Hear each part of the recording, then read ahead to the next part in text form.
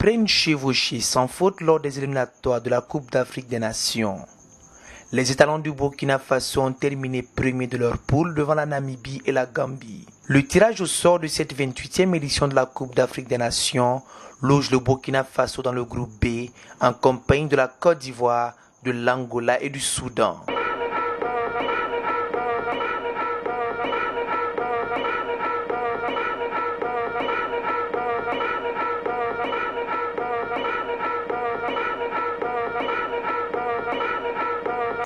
Pour un rendez-vous prévu en Afrique centrale, notamment au Gabon et en Guinée équatoriale, les étalons ont mis le cap sur Yaoundé depuis le 3 janvier pour une préparation.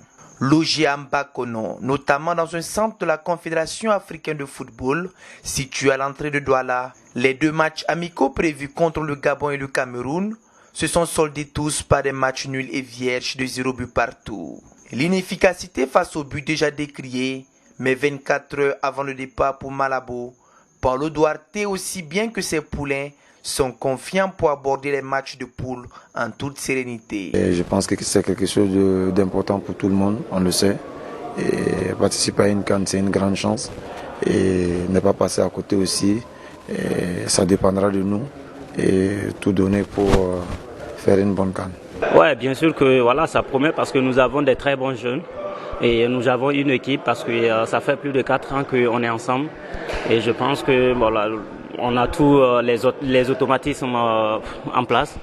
Et je pense avec l'abnégation et puis la combativité, je pense que voilà, on va essayer de donner le meilleur de nous-mêmes et puis essayer de franchir le premier tour. Bon, j'ai dit maintenant le groupe ça va, maintenant ça va parce que tout le monde est conscient que la Coupe d'Afrique commence dans une semaine. Donc nous sommes conscients, aujourd'hui tout le monde est concentré aujourd'hui, ça se voit déjà, tout le monde est content, on rit, on bavade, tout le monde bavade ensemble, donc je pense que l'état d'esprit est bon à prendre naturellement. On donnera le maximum surtout pour ne pas décevoir les gens, parce que c'est vrai qu'à chaque fois qu'on parle à la CAN, les gens disent ah c'est toujours la même chose, mais comme on dit aussi, nous aussi on le sent que cette fois-ci c'est notre CAN de donner le maximum surtout pour ne pas décevoir les gens. 6 jours avant le début de la CAN, les étalons sont prêts à s'envoler pour Malabo. 4 heures d'attente à l'aéroport de Yaoundé, Duarte et ses hommes respirent l'ambiance. Yaoundé-Malabo, c'est 35 minutes de vol et dès le lendemain, les étalons prennent le chemin du stade La Paste où est prévu le premier entraînement. Au rendez-vous, tout le groupe est présent. Les cadres répondent parfaitement. Moumouni Daganou, Charles Kaboré, Jonathan Pitroapa, Bakary Konedibako, tous sont sur 2 pieds. Paulo Duarte recadre parfaitement son équipe. Pendant ce temps, tout à côté, Alain Traoré est soumis aux exercices individuels. Le joueur de la JOXC souffre à la cuisse et est incertain pour le match contre l'Angola. Je sais pas, on verra bien, je dois faire des examens demain, ce soir ou demain, je sais pas. On verra bien les résultats des examens. Pour l'instant, il faut se considérer comme si j'étais out, quoi. Voilà, donc c'est la réalité. Voilà, aujourd'hui, je ne me sens pas bien. La cuisse là, ça ne tient pas et donc on verra bien la suite. C'est évident que si Alain Traoré manquait le match contre l'Angola, le milieu de terrain burkinabé souffrirait de manque d'orientation de jeu. Le technicien portugais y tient compte et continue de se donner les moyens pour être au top. Aujourd'hui, une confusion entre le terrain d'entraînement qui ne s'est pas organisé et voilà, et qui nous a fait perdre aussi la patience. Donc, on a 4 jours jusqu'au match, 4 entraînements. Si on commence à rater l'entraînement, si on commence à perdre le joueur, si on commence à avoir des problèmes de sourds, commence à donner une tranquillité à l'équipe. Et c'est ça que je veux éviter. Nous sommes dans la CAN, il faut que tout est organisé. Et voilà, il faut donner le maximum de conditions et le maximum de rigueur au programme. Il y a cette équipe pour qu'on puisse attaquer le premier match avec la maximum force. Il faut que nous quelle la maximum force. C'est avoir le moyen de blessures possibles, avoir le moyen de problèmes possibles. Joueurs qui ne jouent pas aujourd'hui, demain ne jouent pas. J'espère qu'ils savent arrêter un jour parce qu'ils commencent à me fatiguer. Voilà, vous voyez bien, le climat est beau. Il n'est pas comme au Cameroun. Là, nous sommes bien actuellement, il y a le vent, tout ça. Donc, on s'est dit, nous sommes dans l'ambiance pour le match d'Angola. On est conscient parce que le match a commencé aujourd'hui. C'est le premier match d'entraînement. Donc, jeudi -3, donc déjà dans la tête, on est prêt. On est prêt pour le match d'Angola parce que d'aucuns disent que c'est notre finale et nous sommes conscients de ça. C'est notre finale vraiment. Si on gagne ce match, ça nous lance plus encore contre la Côte d'Ivoire. Cette dite finale avant la lettre face à l'Angola prévue d'ici 3 jours alimente déjà les débats du côté burkinabé. La dernière mise à jour des étalons avant ce rendez-vous s'est effectuée à l'annexe du stade de Malabo. Pour cet entraînement, les nouvelles sont bonnes. À part l'absence du capitaine Mamoudou Kéré pour accumulation de cartons jaunes, toutes les cartouches sont prêtes. Même le sort de Alain Traoré semble être scellé. Après examen, tout semble entrer en ordre et la décision d'aligner Alain Traoré appartient désormais à Paulo Duarte. Je pense qu'Alain aussi, dans ce moment, il commence à donner réponse. Donc on va voir là, sa forme physique et sa blessure. Et voilà, on va atteindre quelle est la réponse définitive demain. Je pense que c'est une supposition, je ne sais pas d'abord, on verra bien. Au jour d'aujourd'hui, il reste 2 jours. Je suis presque guéri, je me suis entraîné ce matin, ça va. Bon voilà, on verra maintenant le choix du coach. Si juste que je suis prêt pour jouer le match, je vais le jouer, mais sinon voilà, je ne vais pas l'en vouloir, c'est normal. Il faut perdre un match que de perdre toute la compétition. Donc je pense que au jour d'aujourd'hui, voilà, dans ma tête, c'est un peu plus clair. Je me sens de mieux en mieux, on verra bien dimanche.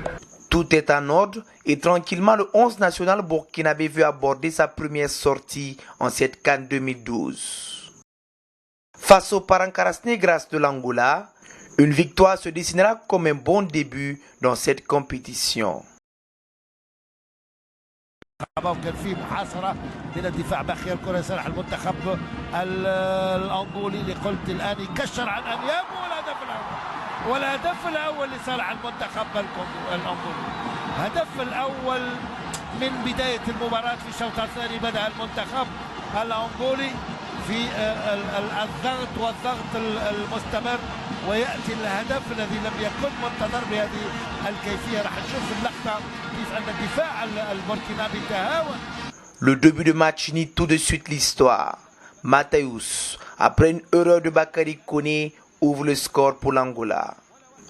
À 1-0, les étalons s'en remettent au coup de patte de l'unique étalon brillant de la soirée, Alain Traoré.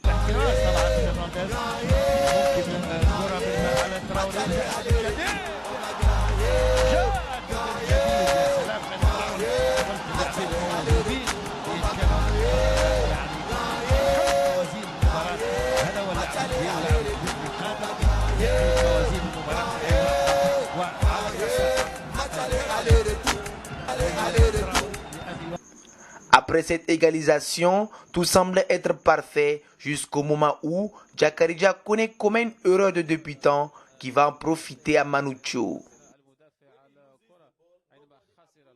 2-1, score final. Les chances des étalons de se qualifier sans être anéantis se réduisent sérieusement. Mais Paulo Duarte et ses hommes y croient toujours, même si le prochain morceau s'appelle la Côte d'Ivoire. Réaction après match. Avec beaucoup d'énergie parce que c'est ce qu'on a de mieux. Après, on va donner tout ce qu'on a pour mettre l'équipe bien parce qu'une fois encore, on a pêché sur la maturité, on n'a pas montré qu'on était mieux et on a commis encore des erreurs qui nous ont coûté cher. Pour le deuxième match, il n'y a rien à changer, il va falloir jouer et rester encore plus concentré et ne pas faire les mêmes erreurs qu'on a fait au premier match. Je crois qu'on rentre mal dans la compétition, mais je crois que cette défaite aussi va nous donner la force et surtout d'aller affronter la Côte d'Ivoire. Je crois que tout est possible dans cette poule. Et voilà, c'est très difficile. Mais voilà, on donnera le maximum surtout pour les 2 matchs qui restent. Qu'est-ce que nos jeunes, je crois que les Angolais étaient bien en place et puis ils ont essayé vraiment de contrer parce que voilà, et avec leur expérience aussi, je crois que ça s'est bien passé, mais je crois qu'ils ont eu un peu de chance, plus de chance que nous. Mais comme je dis, tout est encore possible. entre la Côte d'Ivoire et le Soudan, des matchs à prendre? Ouais, pas les matchs à prendre, les matchs très difficiles parce que la tâche devient un peu plus compliquée, mais voilà, tout est possible dans cette pays. Premier, non, on doit y croire toujours. Je sais que c'est difficile de perdre le premier match. Rien n'est impossible dans le football. Et contre la Côte d'Ivoire, il faut gommer les petites erreurs qu'on a fait aujourd'hui, être bien appliqué et puis être sérieux. On peut faire un bon match contre eux aussi. Il y a toujours une chance de qualification là? Oui, il y a toujours une chance de qualification parce que la Côte d'Ivoire, c'est une très bonne équipe qui ont beaucoup de bons joueurs, mais ils ont des défauts aussi. Et à nous de savoir comment les prendre. Et aucune équipe dans cette compétition n'est imbattable. Qu'est-ce qui vous a manqué ce soir? La rigueur, la sérénité et le manque de sérieux. Parce qu'on a pris 2 buts que nous-mêmes on a donnés. Débuter contre la Côte d'Ivoire, débuter dans le meilleur des cas, y croire. Et parce qu'on a une bonne équipe, on a des très bons joueurs. La Côte d'Ivoire c'est une grande équipe, mais on ne baisse pas la tête maintenant. Ah, bien sûr, on a toujours une chance. Il reste 2 matchs. La balle est dans notre camp. On a perdu un joker. On n'a plus droit à l'erreur. Maintenant, je pense que ça va nous faire redescendre sur terre pour bien travailler pour les autres matchs. Parce que c'est inadmissible de jouer au haut niveau et perdre des ballons comme ça dans la surface de réparation. Aujourd'hui, on paye nos erreurs. Je pense que les 2 prochains matchs, on ne va pas répéter les mêmes erreurs. Nos dernières 20 minutes contre l'Angola, ça peut porter les fruits contre la Côte d'Ivoire. Donc voilà, ne baissez pas les bras. Je dis à tous nos supporters au Burkina Faso de continuer de nous soutenir. Que voilà, on n'a pas jeté les drapeaux. On a encore des chances de se qualifier? Ouais, bien sûr, c'est que les premiers matchs. Il nous reste 2 matchs, 2 gros matchs à jouer et voilà, pour obtenir la qualification. Moi, je suis toujours confiant. L'équipe aujourd'hui se positionne très bien. Donc moi, il me reste à dire aux joueurs que le championnat n'est pas fini, si bien qu'Angola est mieux positionné et la Côte d'Ivoire aussi c'est mieux positionné. Mais le match c'est match. Même aujourd'hui, vous regardez une Côte d'Ivoire avec une équipe comme Soudan. Tout le monde pense que Soudan c'est le bobo du groupe. C'est pas comme ça. Soudan il a la qualité. Tout le monde néglige Soudan, mais voilà. C'est 2 matchs qui manquent et je vais faire de tous ces 2 matchs et dire aux joueurs que c'est possible. Parce que si on perd le prochain match, ça c'est déjà fini. C'est dans cette confiance que les étalons du Burkina Faso vont rester serrés et impatients car le dos au mur. C'est clair, il faut jouer le tout pour le tout. Face à une Côte d'Ivoire très disciplinée, appliquée et surtout déterminée à remporter le trophée de cette 28e édition de la Coupe d'Afrique des Nations. Côte d'Ivoire, Burkina Faso, en termes de football, c'est un derby légendaire. Et pour ce match, l'Union nationale du soutien aux étalons du Burkina Faso donne plus de voix aux 11 nationales. Prêt pour le combat de demain aux côtés des étalons. Nous voudrions seulement lui dire que nous n'avons pas de problème. Notre problème, c'est la victoire de demain. Et Inch'Allah, cette victoire va être réelle.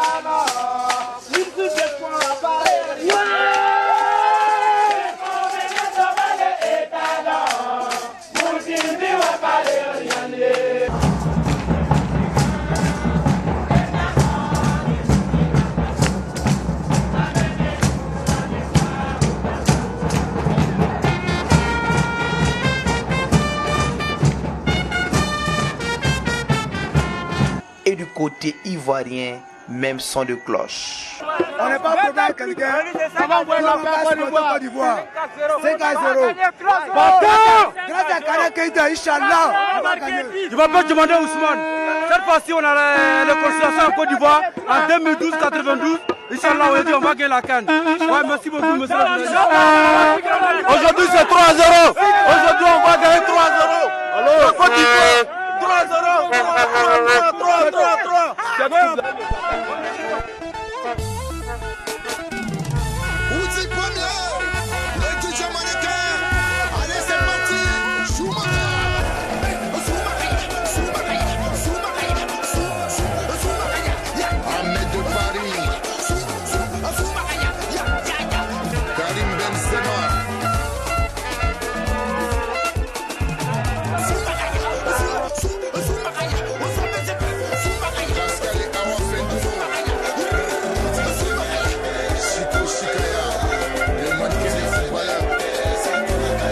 Le défi est alors lancé et à 2 reprises, les filets vont trembler dans cette rencontre.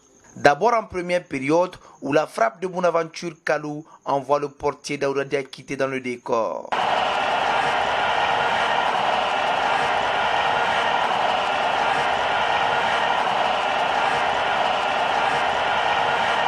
Les étalons dominateurs dans cette rencontre vont se procurer des occasions nettes, notamment par l'entremise de Pitroapa Jonathan, Alain Traoré et aussi Mouni Dagano.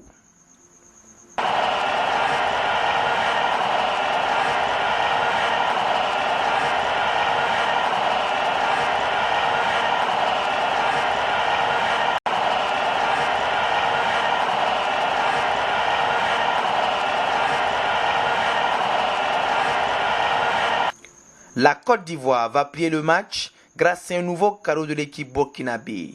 En effet, le défenseur burkinabé Bakary Koné trompe son propre gardien. 2-0. C'est officiel, le Burkina Faso est éliminé de cette Coupe d'Afrique des Nations de football.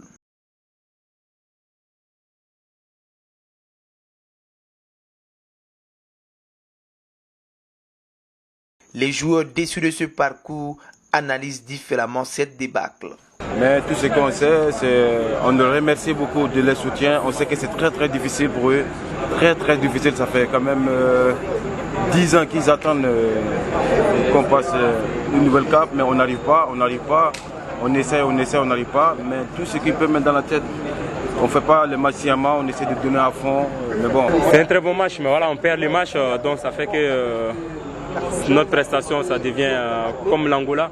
On fait des bons matchs, on fait des bonnes séquences de jeu.